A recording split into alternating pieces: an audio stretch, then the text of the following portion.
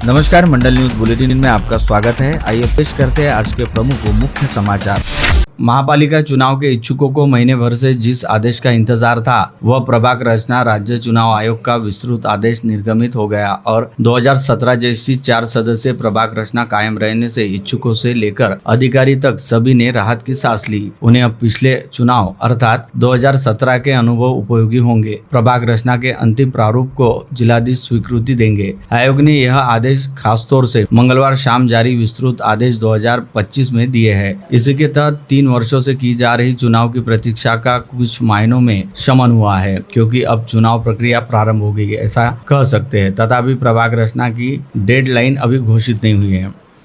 Supreme court के पिछले माह के फैसले पश्चात आखिरकार राज्य चुनाव आयोग ने 2017 समान अमरावती मनपा की प्रभाग रचना रखने के निर्देश का अमूमन सभी दलों को और संगठनों को तथा इच्छुकों ने स्वागत किया। आज से ही महापालिका के चुनाव विभाग के चक्कर काटने शुरू हो गए हैं। पिछला इलेक्शन लड़ चुके अथवा उम्मीदवार के करीबी रहकर कार्य कर चुके कार्यकर्ता बड़े काम के हो गए हैं। उनमें से अधिकांश कार्यकर्ता इस बार चुनाव लड़ने वाले के बड़े उपयोगी रहने वाले हैं। इसलिए अभी से ऐसे जानकार प्रभाग रचना की समझ रखने वाले कार्यकर्ताओं की पार्टी संगठन में पूछ परख बढ़ गई है। राज्य चुनाव आयोग ने अमरावती समेत 10 श्रेणी की सभी महापालिका हेतु प्रभाग रचना के निर्देश जारी किए। 35 पन्नों के आदेश में प्रभाग रचना संबंधी प्रावधानों की सावधानी का भले ही उल्लेख हो, किंतु प्रभाग रचना पिछले चुनाव जैसी रहने की बड़ी घोषणा से दलों के पदाधिकारी और कार्यकर्ता निश्चित ही राहत महसूस कर रहे हैं। उन्हें पिछले चुनाव के अनुभवों का बड़ा उपयोग होने वाला है।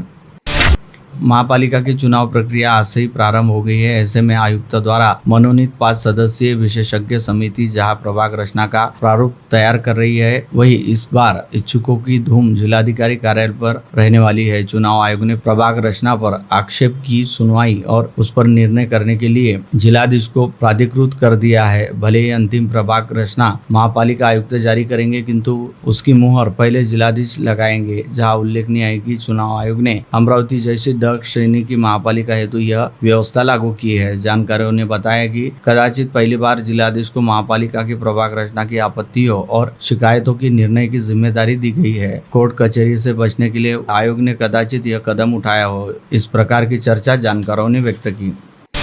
मुख्यमंत्री देवेंद्र फडणवीस आज 3000 करोड़ के विकास कार्यों का श्री गणेश और भूमि पूजन करने के लिए दोपहर में अकोला पधारे। उनके साथ मंत्री छत्रपति शिवेंद्र राजे भोसले भी पहुंचे। शिवनी हवाई अड्डे पर उनका स्वागत करते पालक मंत्री एडवोकेट आकाश पुणकर और विभागीय आयुक्त श्वेता सिंघल, सीएम ने प्रकल्पों के शिलान्यास पश्चात अकोला क्रिकेट मैदान पर विशाल विकास संवाद सभा को संबोधित कर क्षेत्र के विकास को लेकर महत्वपूर्ण घोषणाएं की। नांदगांवपेट एमआईडीसी में शीघ्र टेम्बो डिफेंस कंपनी का रक्षा उत्पाद का प्रकल्प स्थापित होने की संभावना है। अमरावती एमआईडीसी की क्षेत्रीय अधिकारी स्नेहा नंद ने आज दोपहर बातचीत में पुष्टि की कि कंपनी के अधिकारी कुछ अरसा पहले उपरोक्त जमीन देखकर गए। उनकी डिमांड लगभग 150 एकड़ की रही, किंतु भौगोलिक स्थिति को देखकर अमरावती में प्लांट लगाना कंपनी ने फाइनल कर दिया। श्रीमती नंद ने बताया कि एमआईडीसी की जमीन देने के बारे में फैसला मुख्यालय से होता है। मुख्यमंत्री देवेंद्र फडणवीस ने अगले 2 वर्षों में विदर्भ का संपूर्ण अनुशेष खत्म कर देने का ऐलान आज दोपहर यहाँ अकोला क्रिकेट क्लब मैदान पर विकास संवाद सभा को संबोधित करते हुए किया। फडणवीस ने यह कह दिया कि अब विदर्भ का बैकलॉग तैयार ही नहीं होने दिया जाएगा। उन्होंने कहा कि नलगंगा वैनगंगा प्रकल्प अजूबा होने जा रहा है, जिससे 10 लाख हेक्टेयर जमीन सिंचित होंगी। पश्चिम विदर्भ के सभी 6 जिले सुजलाम सुफलाम होंगे। सीएम फडणवीस के हस्ते अकोला जिले के 2700 करोड़ के 19 प्रकल्प का उद्घाटन अथवा भूमि पूजन किया गया। फडणवीस ने अतिशीघ्र अकोला विमानतल को भी ऑपरेटिव बनाने का भरोसा दिलाया। इसके लिए रनवे की चौड़ाई और लंबाई बढ़ाने की आवश्यकता है, उसे अतिशीघ्र पूर्ण किया जाएगा। जल्द ही अमरावती की तरह अकोला से भी मुंबई के लिए यात्री विमानों की उड़ान साकार करने का ऐलान मुख्यमंत्री ने किया। मुख्यमंत्री देवेंद्र फडणवीस का आज दोपहर 2 बजे अकोला आगमन हुआ। विमानतल पर उनका स्वागत करते पालक मंत्री एडवोकेट आकाश पुणकर, सांसद अनूप धोत्रे, विधायक प्रकाश भारसाकले, विधायक हरीश पिंपले, विधायक वसंत खंडेलवाल, विधायक किरण सरनाईक, विभागीय आयुक्त श्वेता सिंघल, जिलाधीश अजित कुंभार आदि उपस्थित थे। बीजेपी प्रदेश कार्याध्यक्ष रविंद्र चौहान और लोनिवी मंत्री शिवेंद्र राजे भोसले भी सीएम के संग आज राजेश्वर नगरी पधारे हैं। किसानों सहित दिव्यांगों, विधवा महिलाओं एवं मच्छीमारों की विभिन्न मांगों को लेकर विगत रविवार 8 जून से गुरुकुंज मोजरी में आमरण अनशन शुरू करने वाले प्रहार जनशक्ति पार्टी के मुखिया व पूर्व मंत्री बच्चू कडू का आंदोलन आज लगातार चौथे दिन भी जारी रहा तथा विगत 4 दिनों से अन्न त्याग करते हुए अनशन पर बैठे पूर्व मंत्री बच्चू कडू का वजन 4 किलो से घट गया। साथ ही उनके स्वास्थ्य में बड़ी तेजी के साथ गिरावट देखी जा रही है, जिसे ध्यान में रखते हुए अब जिला प्रशासन ने एहतियात के तौर पर बच्चू कडू के स्वास्थ्य पर नजर रखने हेतु डॉक्टरों का विशेष पथक तैनात किया, जिसमें शामिल डॉक्टरों द्वारा बच्चू कडू के स्वास्थ्य का अब दिन में 2 बार परीक्षण किया जा रहा है, जिसके जरिए पता चला है कि पूर्व मंत्री कडू के शरीर में रक्त शर्करा का प्रमाण घटने के साथ ही उनका रक्तदाब बढ़ा हुआ है। हालांकि इसके बावजूद बच्चू कडू ने अपनी मांगों के लिए अन्न त्याग आंदोलन को आगे भी जारी रखने तथा किसानों, दिव्यांगों व विधवा महिलाओं सहित मच्छीमारों की मांगों के लिए अपनी अंतिम सांस तक संघर्ष करने का खुला ऐलान किया। इस बीच आज सांसद नीलेश लंके, पूर्व मंत्री बसंतपुर के मराठा आंदोलक मनोज जरांगे व स्वाभिमानी शेतकरी संगठन के नेता रविकांत तुपकर सहित अनेक गणमान्यों ने गुरुकुंज मोजरी पहुंचकर पूर्व मंत्री कडू से भेंट करते हुए उनका हालचाल जाना। इसके साथ ही प्रहार पार्टी के पदाधिकारियों और कार्यकर्ताओं ने भी उग्र भूमिका अपनाते हुए जगह जगह आंदोलन करना शुरू कर दिया। पूर्व मंत्री बच्चू कडू द्वारा विगत 8 जून से गुरुकुंज मोजरी में किए जा रहे अनशन का समर्थन करने हेतु आज गुरुकुंज मोजरी पहुंचे मनोज जरांगे पाटिल ने अनशन स्थल पर जाकर पूर्व मंत्री बच्चू कडू से मुलाकात की और सबसे पहले उनके स्वास्थ्य को लेकर हालचाल जाना। पश्चात उपस्थितों को संबोधित करते हुए मनोज जरांगे पाटिल ने कहा कि अमूमन बड़े नेताओं द्वारा किसानों एवं आम जनता के हितों से जुड़े मुद्दे को लेकर कन्नी काट ली जाती है और ऐसे मुद्दों की सुविधापूर्ण तरीके से अनदेखी की जाती है, लेकिन बच्चू कडू एक ऐसे नेता है जिन्होंने इससे पहले भी किसानों व दिव्यांगों के लिए अपनी जान को खतरे में डाला है। साथ ही इस समय भी पूर्व मंत्री बच्चू कडू ने किसानों, दिव्यांगों, निराधारों, विधवा महिलाओं की मांगों के लिए अन्न त्याग आंदोलन करते हुए अपनी जान को दांव पर लगाया है। ऐसे में अब महाराष्ट्र के सभी किसानों की यह जिम्मेदारी बनती है कि वे खुद अपने अधिकारों की लड़ाई को लड़ने के लिए सड़क पर उतरे। साथ ही सभी किसान संगठन भी एक मंच पर आए ताकि सरकार पर पूर्व मंत्री बच्चू कडू द्वारा उठाई गई मांगों को पूरा करने हेतु दबाव बनाया जा सके और किसानों के लिए आंदोलन कर रहे बच्चू कडू की जान को बचाया जा सके। मनोज जरांगे पाटिल ने कहा कि किसानों के आंदोलन को जाति व धर्म तथा राजनीतिक दृष्टिकोण से नहीं देखा जाना चाहिए, बल्कि किसानों के आंदोलन को किसानों एवं आम जनता से जुड़े मुद्दे की तरह देखा जाना चाहिए, क्योंकि महाराष्ट्र में लगभग हर दूसरा तीसरा व्यक्ति किसानी है।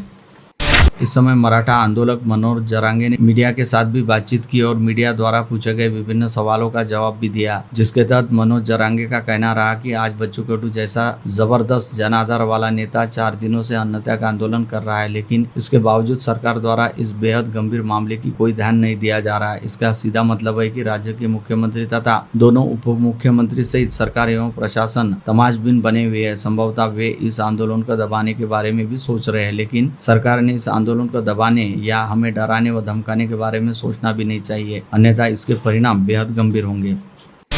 इस बीच राष्ट्रीय समाज पार्टी के मुखिया व पूर्व मंत्री महादेव जानकर ने आज गुरुकुंज मोजरी पहुंचकर पूर्व मंत्री बच्चू कडू के अनशन स्थल को भेंट दी। साथ ही उन्होंने पूर्व मंत्री बच्चू कडू द्वारा किए जा रहे आंदोलन को अपनी पार्टी का पूरी तरह से समर्थन रहने की बात कही। इसके अलावा आज अनशन के चौथे दिन भी अनशन स्थल पर विभिन्न राजनीतिक दलों, किसान संगठनों व संस्थाओं के पदाधिकारियों, प्रतिनिधियों के साथ साथ क्षेत्र के किसानों का अच्छा खासा जमघट लगा रहा। इस बीच बच्चू कडू के इस आंदोलन को समूचे राज्य भर से समर्थन मिल रहा है तथा राजनीतिक क्षेत्र द्वारा पूर्व मंत्री बच्चू कडू के मांगों का समर्थन किया जा रहा है, जिसके तहत गत रोजी राष्ट्रवादी कांग्रेस शरदचंद्र पवार पार्टी के सर्वेसर्वा शरद पवार ने पूर्व मंत्री बच्चू कडू से फोन के जरिए संपर्क करते हुए संवाद साधा। शरद पवार गुट वाली राकापा के नेता नितेश कराले मास्टर ने राकापा सुप्रीमो शरद पवार एवं पूर्व मंत्री बच्चू कडू की मोबाइल फोन पर बात करवाई। इस समय राकापा नेता शरद पवार ने पूर्व मंत्री बच्चू कडू के स्वास्थ्य को लेकर चिंता जताते हुए बच्चू कडू का अपने स्वास्थ्य की ओर ध्यान देने की उन्होंने सलाह दी। इस बीच मिली जानकारी के मुताबिक गुरुकुंज मोजरी पहुंचकर आज शरद पवार गुट वाली राकापा के लोकसभा सदस्य नीलेश लंके, राज्य के पूर्व शिक्षक विधायक बसंतपुर के तथा स्वाभिमानी शेतकरी संगठन नेता रविकांत तुपकर ने भी पूर्व मंत्री बच्चू कडू से भेंट की और उनके द्वारा किए जा रहे आंदोलन को अपना समर्थन रहने की बात कही। जाति व धर्म की राजनीति में बिना अटके तथा हरे व भगवा रंग की झंझट में बिना पड़े सबसे पहले अन्नदाता कहे जाते किसानों के अस्तित्व को बचाए रखने पर ध्यान देना जरूरी है। किसानों की हाथों में एक दाने से 1000 दाने पैदा करने की ताकत है। ऐसे में अपने बलिराजा के अधिकारों हेतु हम सभी ने पूर्व मंत्री बच्चू कडू द्वारा किए जा रहे अन्न त्याग आंदोलन के साथ पूरी तरह जुड़ना चाहिए। इस आशय का आह्वान सप्तक अंजरी वादक व समाज प्रबोधनकार सत्यपाल महाराज द्वारा गत रोज गुरुकुंज मोजरी में किया गया।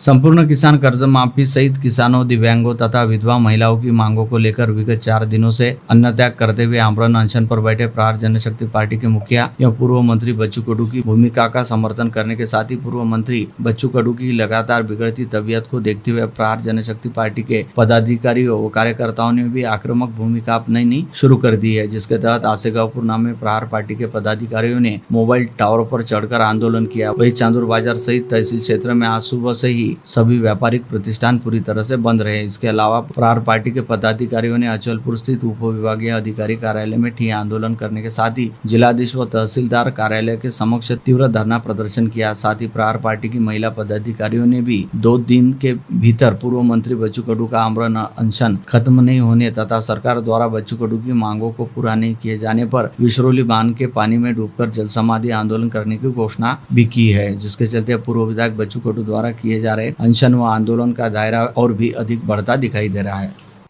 प्रहार पार्टी के पदाधिकारी व कार्यकर्ताओं ने आज स्थानीय जिलाधिकारी कार्यालय के सामने आंदोलन करने के साथ चक्का जाम भी किया और रास्ते के बीचों बीच सीएम देवेंद्र फडणवीस एवं दोनों उप मुख्यमंत्रियों के छायाचित्र रहने वाले पोस्टर भी जलाए, जिसके चलते जिलाधीश कार्यालय पर कुछ हद तक तनातनी भी व्याप्त हो गई। उधर दूसरी ओर पूर्व मंत्री बच्चू कडू द्वारा शुरू किए गए आमरण अनशन की ओर सरकार द्वारा कोई ध्यान नहीं दिए जाने से संतप्त होकर प्रहार पार्टी के पदाधिकारी व कार्यकर्ताओं ने आज परतवाड़ा रोड पर आसेगांवपुर स्थित मोबाइल टावर पर चढ़कर वीरू आंदोलन किया और चेतावनी भी दी, जब तक बच्चू कडू द्वारा उठाई गई सभी मांगे मान्य नहीं हो जाती तब तक वे टावर से नीचे नहीं उतरेंगे। प्रहार पार्टी के पदाधिकारियों व कार्यकर्ताओं द्वारा अकस्मात शुरू किए गए इस आंदोलन के चलते प्रशासन में अच्छा खासा हड़कंप मच गया। उधर चांदूर बाजार तहसील निवासी कई महिलाओं ने आज चांदूर बाजार के तहसीलदार कार्यालय पहुंचकर बाकायदा ज्ञापन सौंपते हुए चेतावनी दी कि यदि किसानों और दिव्यांगों के न्यायपूर्ण अधिकारियों के लिए अनशन कर रहे बच्चू कडू की मांगे 2 दिन के भीतर मंजूर नहीं किए और बच्चू कडू का अनशन यदि 2 दिन के भीतर खत्म नहीं कराया गया तो चांदूर बाजार तहसील की महिला किसानों द्वारा विश्रोली स्थित पूर्णा प्रकल्प के पानी में डूबकर जल समाधि ले ली जाएंगी। इस ज्ञापन की प्रतिलिपि चांदूर बाजार पुलिस स्टेशन के थानेदार को भी सौंपी गई। उधर अकोला में प्रहार जनशक्ति पार्टी के पदाधिकारियों और कार्यकर्ताओं की पुलिस द्वारा जमकर धरपकड़ की गई। आज अकोला में मुख्यमंत्री देवेंद्र फडणवीस की सभा आयोजित थी, जिसके चलते सीएम फडणवीस का अकोला में आगमन हुआ। ऐसे में प्रहार पार्टी के पदाधिकारियों और कार्यकर्ताओं ने सीएम फडणवीस के काफिले और उनके सभा स्थल पर काले झंडे दिखाने की घोषणा की थी, जिसे ध्यान में रखते हुए अकोला शहर सहित जिले में प्रहार पार्टी के पदाधिकारियों व कार्यकर्ताओं की धरपकड़ की गई। इसी बीच यह जानकारी भी सामने आई कि मुंबई स्थित मंत्रालय में भी प्रहार पार्टी के पदाधिकारियों व कार्यकर्ताओं ने प्रहार स्टाइल में आंदोलन किया। इस समय मंत्रालय परिसर में घुसे प्रहार पार्टी के पदाधिकारी व कार्यकर्ताओं ने जमकर सरकार विरोधी नारेबाजी करने के साथ ही सरकार को किसान विरोधी नीतियों को तुरंत खत्म किए जाने की मांग की। उधर आरवी तहसील में पूर्व मंत्री बच्चू कडू के अनशन का समर्थन करते हुए किसानों ने बेहद अनूठे तरीके से एक अभिनव आंदोलन किया, जिसके तहत बाला जगताप के नेतृत्व में आरवी तहसील के कई किसान तहसीलदार कार्यालय पहुंचे और वहां पर अर्धनग्न होते हुए सभी ने अपने पैंट शर्ट व बनियान उतारकर तहसीलदार के सुपुर्द किए। इस समय किसानों का कहना रहा कि उनके पास से ले देकर अब केवल शरीर के कपड़े ही बचे हैं और यदि ऐसे ही चलता रहा तो बहुत जल्द उन पर अर्धनग्न अथवा नग्न घूमने की नौबत आन पड़ेंगी, जिसके चलते खुद ही अपने कपड़े प्रशासन के मार्फत सरकार के सुपुर्द कर रहे हैं। इस समय बच्चू कडू द्वारा किया गया अनशन धीरे धीरे तीव्र रूप धारण कर रहा है और अब कार्यकर्ताओं के साथ साथ किसान एवं सर्वसामान्य नागरिक भी बड़े पैमाने पर इस आंदोलन में शामिल हो रहे हैं, जिसके तहत पिंपरी गांव निवासी सागर सोनारे नामक किसान ने अपनी पत्नी समीक्षा सोनारे और अपनी 2 वर्षीय मासूम बच्ची के साथ कल गुरुवार की सुबह से पिंपरी ग्राम पंचायत के सामने अन्न त्याग आंदोलन करने की घोषणा की, जिसे लेकर उन्होंने पूर्व मंत्री कडू सहित तहसीलदार एवं चांदूर बाजार पुलिस स्टेशन को लिखित पत्र सौंपते हुए बताया कि इस आंदोलन में क्षेत्र के किसान व आम नागरिक भी बड़े पैमाने पर हिस्सा लेंगे।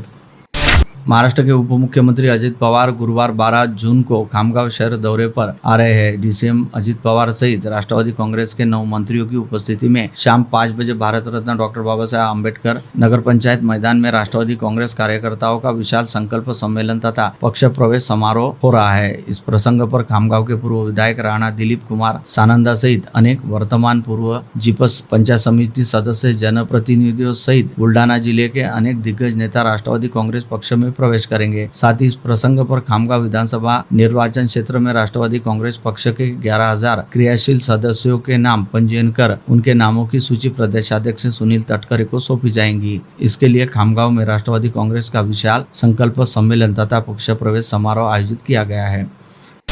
किसान आत्महत्या ही न हो, यह सभी घटना काफी दुर्भाग्यपूर्ण है। इन सभी प्रकरणों में विश्लेषण कर जानकारी ली जाने वाली है। पश्चात किसान आत्महत्या नियंत्रण में लाने के लिए आवश्यक उपाय योजना की जाएगी, ऐसी जानकारी जिलाधीश आशीष शेरेकर ने मंगलवार को दी।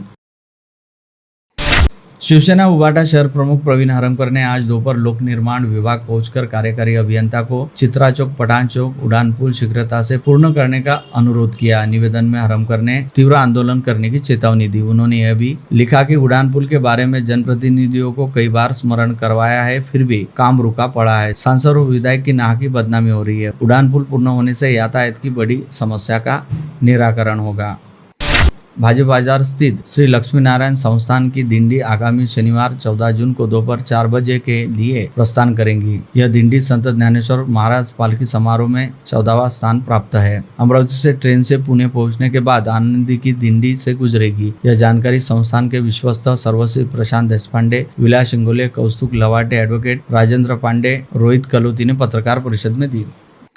किसी जमाने में भारत के लाखों नागरिकों को अछूत और अपवित्र कहा जाता था, जो हमेशा ही भेदभाव का शिकार हुआ करते थे और उन्हें खुद अपने अधिकारों के लिए बात करने की भी अनुमति नहीं थी। लेकिन आज भारत के पास भारतीय संविधान के तौर पर एक ऐसा सामाजिक दस्तावेज है जो सत्ता का संतुलन बनाए रखने और लोगों को सम्मान बहाल करने के लिए जरूरी हस्तक्षेप करने का साहस भी रखता है और सभी को समानता का हकीकत में अधिकार दिलाता है, जिसके दम पर कभी अछूत रहे समाज का एक भी व्यक्ति नगर पालिका के स्कूल से पढ़ाई लिखाई पूरी करते हुए देश के सर्वोच्च न्यायिक पद तक पहुंच सकता है। यह भारतीय संविधान की सबसे बड़ी खूबसूरती ताकत है। न्यायमूर्ति भूषण गवई ने उपरोक्त प्रतिपादन लंदन स्थित ऑक्सफोर्ड यूनियन नामक संस्था में आयोजित परिचर्चा में किया।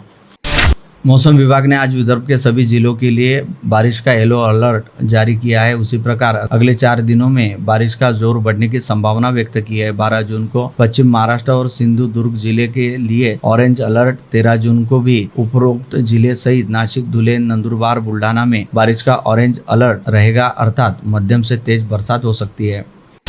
हर घर में सहजता से उपलब्ध वस्तुओं का दान जो करता है, लेकिन अंगों का दान करने से हमेशा पीछे रह जाते हैं। मैं एक अभिनेता हूँ, मुझे कई प्रकार की भूमिका निभानी पड़ती है, लेकिन जब तक किसी की शारीरिक व्यंग्यता को देखता हूँ तो आंखों में आंसू बहने लगते हैं। तब ऐसा महसूस होता है कि हम अब अपने दान का दायरा बढ़ाकर ज्यादा से ज्यादा अंगदान की सेवा के लिए लोगों को प्रेरित करना चाहिए। ऐसा प्रतिपादन अभिनेता शशांक उदापूरकर ने किया। राजकमल चौक पर 10 जून को विश्व नेत्रदान दिवस के उपलक्ष्य में हरिना फाउंडेशन द्वारा निकाली गई विशाल जन जागृति पदयात्रा के अवसर पर वे बोल रहे थे। जन जागृति पदयात्रा की शुरुआत शाम 6:30 बजे जिले के पूर्व सांसद अनंतराव गुड़े, समाजसेवी गोपाल राठी, आयोजन समिति अध्यक्ष चरणजीत कौर नंदा की प्रमुख उपस्थिति में हरी झंडी दिखाकर की गई। पदयात्रा में सभी पारंपरिक वेशभूषा के साथ हाथों में अपनी भाषा के स्लोगन लिखे फलक लेकर चल रहे थे।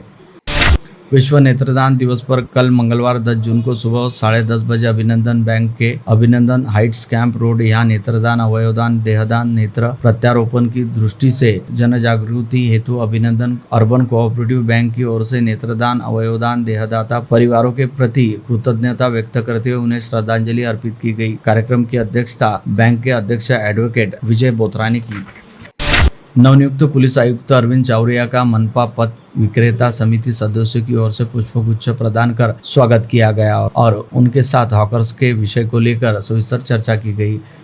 गाड़गेनगर थाना क्षेत्र में अभियांत्रिकी छात्रा की हुई मृत्यु मामले में पोस्टमार्टम रिपोर्ट और मृतक की बड़ी बहन की शिकायत के आधार पर पुलिस ने हत्या का मामला दर्ज कर प्रतीक हिवसे को गिरफ्तार कर लिया था। इस प्रकरण में पुलिस ने इस आरोपी के साथ प्रथमेश अडाऊ को भी गिरफ्तार कर लिया। इस तरह इस प्रकरण में आरोपियों की संख्या 2 हो गई है। प्रतीक हिवसे का रिमांड मंगलवार 10 जून को समाप्त होने के बाद पुलिस ने उसे न्यायालय में पेश किया, तब न्यायालय ने उसे न्यायिक हिरासत में जेल भेजने के आदेश दिए। वही प्रथमेश अडाऊ को आज न्यायालय में पेश कर पुलिस रिमांड पर लिया गया।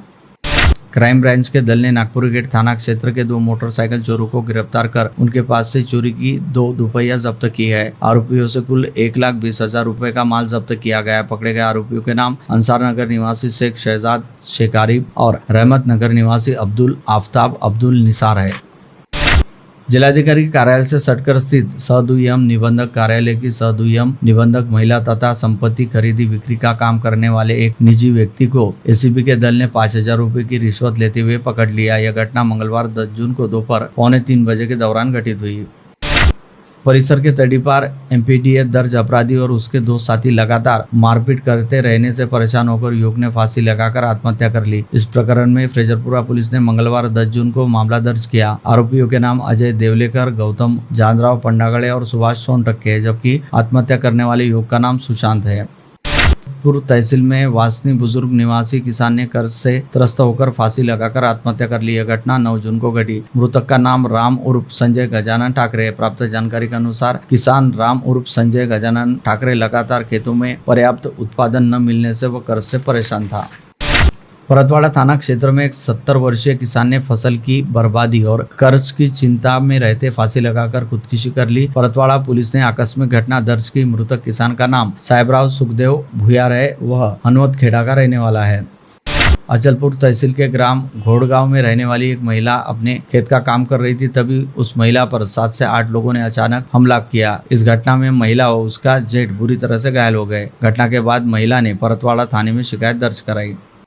अचलपुर धारनी मेलघाट के नागपुर की नव प्रसूता की मौत से अचलपुर उपजिला अस्पताल में बवाल मचा। परिजनों ने डॉक्टर्स पर लापरवाही का आरोप मढ़कर दोषियों पर कार्रवाई होने तक शव लेने से मना कर दिया। मृतक के अनेक रिश्तेदार और नागपुर वासी यहाँ डटे थे। पूर्व विधायक राजकुमार पटेल ने भी मृतका के रिश्तेदारों की मांग का समर्थन किया। उधर धारनी के थानेदार जादव बीच बचाव करने का प्रयास कर रहे थे। समाचार लिखे जाने तक वहाँ वातावरण तंग हो गया था। नागपुर की रवीना केशव जामकर 12 दिनों पहले प्रसूति हुई थी। उसने पुत्र को जन्म दिया, किंतु रवीना की तबीयत बिगड़ती गई। परिजनों ने आरोप लगाया कि डॉक्टर्स की लापरवाही की वजह से ऐसा हुआ है। रवीना ने मंगलवार को दोपहर 2 बजे दम तोड़ दिया। शिरखेड़ थाना क्षेत्र के एक गांव में प्रेम संबंधों के चलते एक 20 वर्षीय युवती को जान से मारने की धमकी देकर युवक ने लैंगिक अत्याचार किया। पीड़िता की शिकायत के आधार पर पुलिस ने आरोपी तुषार गाडवे के खिलाफ मामला दर्ज किया है। आज के जमाने में अपनी वासना को पूरा करने के लिए विकृत मानसिकता वाले नराधम कब किस स्तर तक नीचे गिर जाएंगे, इस बारे में कहना मुश्किल है। इसी प्रकार की घटना अंजनगांव पुलिस थाना क्षेत्र में घटी। एड्स से ग्रस्त बड़े भाई को मौत के दरवाजे पर देख उसके ही छोटे भाई ने अपनी भाभी के साथ कई बार दुष्कर्म की घटना को अंजाम दिया। इतना ही नहीं, भाई की मौत के 6ठे दिन भी उसने अपने भाभी के साथ दुष्कर्म किया। इस संबंध में पुलिस ने आरोपी के खिलाफ मामला दर्ज कर उसे गिरफ्तार कर लिया। आरोपी का नाम वसंत बाबूराव वाघ है। यवतमाल जिले के दिग्रस में आने वाले रामनगर के पास महामार्ग पर स्थित एक खेत में नीम के पेड़ के नीचे मनुष्य का कंकाल और कपड़े और कुछ साहित्य बरामद होने से खलबली मच गई है। सोमवार 9 जून की रात यह घटना उजागर हुई।